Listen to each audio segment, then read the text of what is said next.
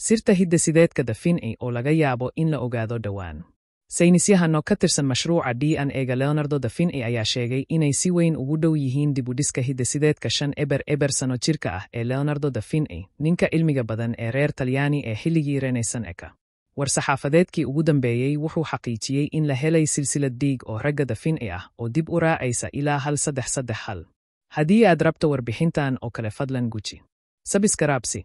Aad u hesho warbixina intaan ka badan ha iloobin inaad nagu soo biirto mahadsani. Mashruucan DNA-ga Leonardo wuxuu ahaa qorshe aad u ballaarantan iyo bilowgiisa, waxaana hadda kadib ku dhowaad 10 sano, saynisyahanadu u dhow yihiin inay xaqiijiyaan meesha uu da Vinci si dhab ah ugu aasan yahay.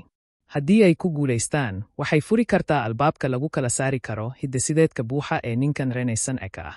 Kooxda mashruuca waxay rajaynayaan in shaqadooda ay u oggolaan doonto inay si fiican u fahmaan hibadiisa cajiibka ah iyo aragga sare ee uu lahaa, iyagoo adeegsanaya xiriirka hidde-sideed. Xitaa waxaa suuragal ah in sawir 3 cabbir ah oo da Vinci ah dib loo dhiso. Raadinta dhiigga da Vinci.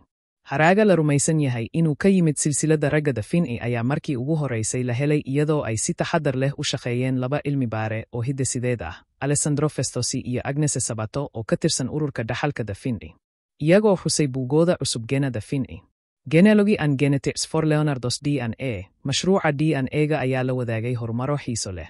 Hogaamiyaha mashruuca, David Aramelli, oo ah khabiir ku takhasusay hidde-sideedka dadweynaha, iyo Elena Billi, oo ah khabiir ku takhasusay hidde-sideedka dambiyada, ayaa baaray DNA-ga 6 qof oo nool oo ka tirsan silsiladda qoyska da Vinci.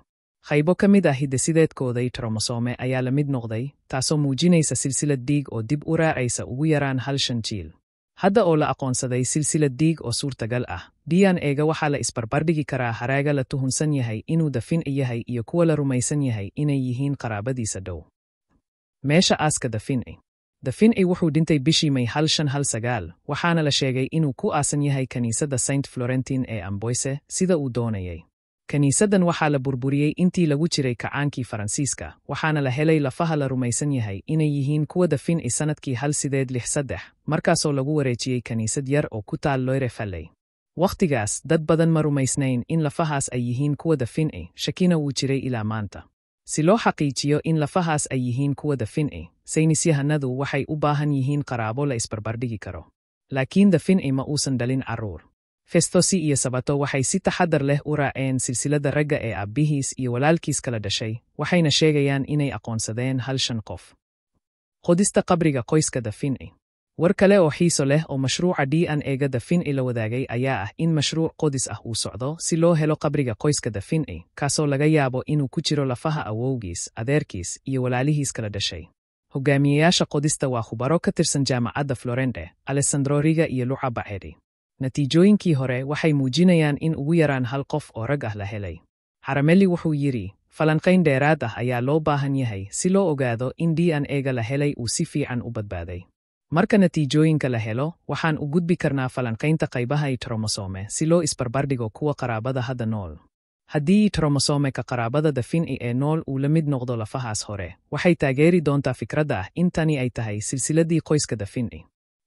Rajada mustaqbalka. Weli waxaa jira waddo dheer oo la mari doono, natiijooyinkana waa inay cilmi-baarayaal kale xaqiijiyaan. Laakiin waxaa laga yaabaa in maalin maalmaha ka mid ah, tallaabooyinkan ay horseedi doonaan dib u dhiska DNA-ga da Vinci. Festosi wuxuu yidhi, iyadoo la helayo DNA-ga Leonardo, waxaan rajaynaynaa inaan fahanno xididada hidde-sideed ee araggiisa cajiibka ah, hal-abuurkiisa, iyo xitaa dhinacyo la xiriira caafimaadkiisa iyo sababta dhimashadiisa.